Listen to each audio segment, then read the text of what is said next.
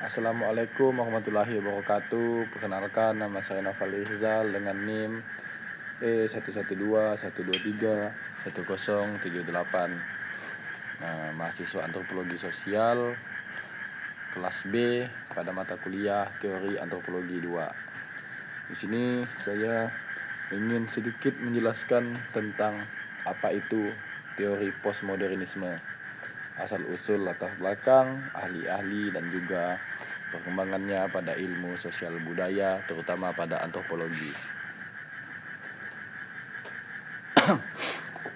Yang pertama, apa itu teori postmodernisme?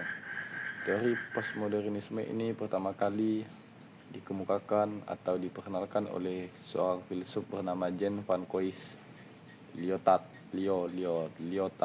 Ya, dia menjelaskan atau mengemukakan suatu pendapat atau suatu teori, suatu paradigma tentang nilai-nilai pada modernisme yang dianggapnya salah. Apa yang salah pada modernisme?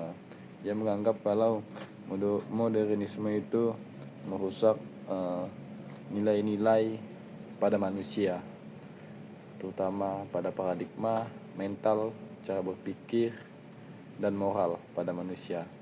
Kenapa modernisme bisa merusak mental, paradigma, moral, dan cara berpikir manusia?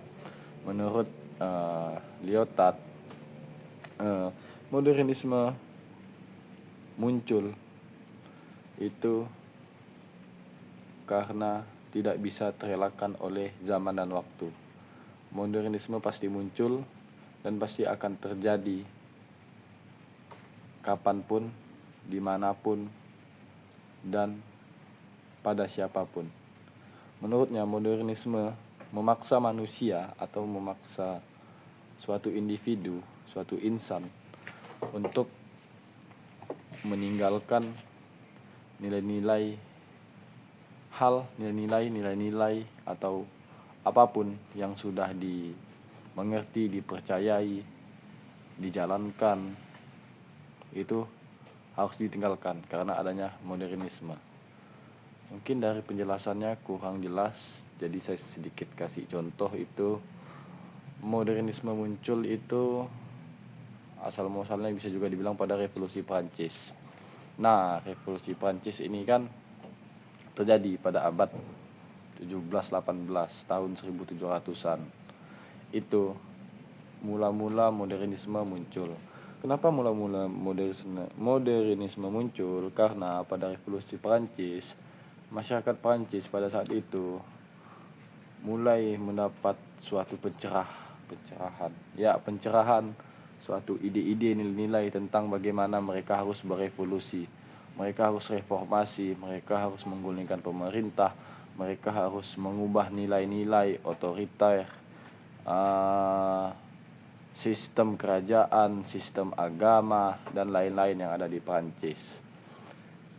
Dan pada akhirnya terjadi revolusi Prancis, di mana pemerintahan Prancis digulingkan, kerajaan-kerajaan dihapuskan, nilai-nilai gereja dihapuskan, diganti menjadi liberalisme, menjadi demokrasi, dan ada beberapa kaum sayap kiri yang memperjuangkan nilai-nilainya.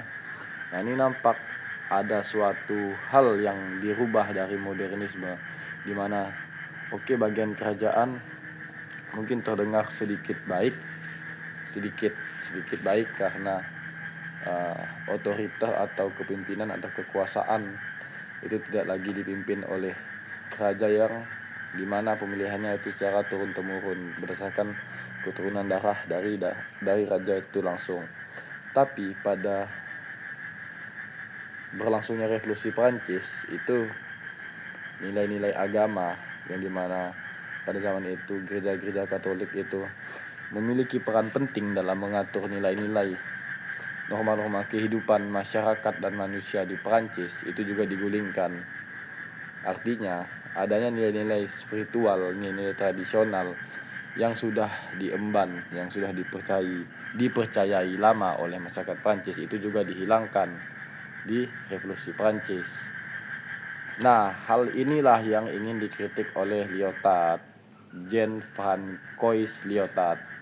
Dia berpendapat kalau hilangnya nilai-nilai tradisional, hilangnya nilai-nilai spiritual, hal-hal magis, hal-hal mitos, hal-hal berbau metafisik, teologis, itu dapat merusak mental, cara berpikir, moral, dan juga paradigma masyarakat modern. Ingat, masyarakat modern, masyarakat yang sudah merasa dirinya open-minded, masyarakat yang merasa dirinya ilmu pengetahuan di atas segala-galanya, masyarakat yang sudah memiliki pemikiran jauh di atas nilai-nilai spiritual dan tradisional tadi. Kenapa dikritik? Ya karena tadi hal-hal ini emang bagus untuk evolusi manusia ke depannya, untuk perkembangan zaman, untuk kemajuan teknologi, untuk kemajuan industri, untuk kemajuan semua kemajuan yang dijanjikan oleh modernisme itu. Tetapi pada dasarnya hal terpenting dari suatu perubahan untuk menuju lebih baik itu dihilangkan, yaitu moral, cara berpikir, dan juga mental itu rusak dibuat oleh modernisme. Makanya Jean-François Lyotard itu mengkritik fase pula teori modernisme. Alhasil banyak teori-teori postmodernisme yang mengkritik apapun tentang modernisme, dari itu konstruksi, seni, agama, sosial, politik, budaya, semuanya dikritik. Tidak salah, karena ilmu itu tidak bersifat fundamental tetapi dinamika, selalu bergerak, selalu berkembang. Jadi inti dari teori postmodernisme ini ialah mengkritik teori-teori modernisme yang sudah merusak akhlak, moral, dan mental manusia. Dan juga ahli selain Jean-François Lyotard itu ada satu yang saya kenal, yaitu Michael Foucault, tentang kekuasaan dan pengetahuan. Nah, masyarakat modern itu berpegang teguh kalau kekuasaan itu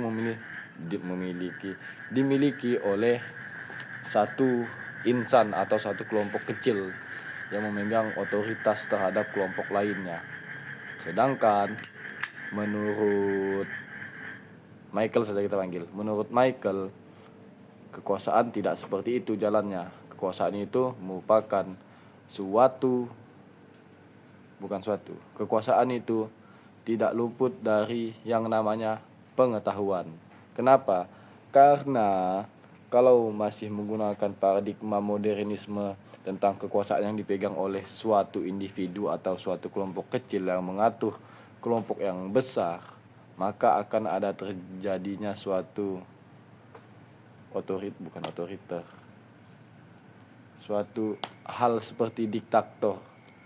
Satu mengubah lainnya, hal kecil mengubah hal besar. Ini tidak disetujui oleh Michael, karena menurut Michael kekuasaan itu merupakan sesuatu yang dari bawah, tumbuh dari masyarakat, tumbuh dari manusia, tumbuh dari diri kita sendiri. Kalau kekuasaan itu berpegang teguh terhadap pengetahuan, memang Michael tidak bilang kalau kekuasaan dan ilmu pengetahuan ini memiliki relasi yang erat secara eksplisit, tetapi pada tulisan-tulisannya Michael jelas menjelaskan kalau kekuasaan itu tidak semena-mena dipegang oleh otoritas kecil, oleh kelompok kecil atau individu. Karena kalau dipegang oleh suatu individu, maka akan berdampak pada pembatasan cara berpikir dan juga paradigma manusia-manusia yang dipegang oleh kelompok kecil tadi. Jadi menurut Michael, kekuasaan itu bukan tentang jabatan, bukan tentang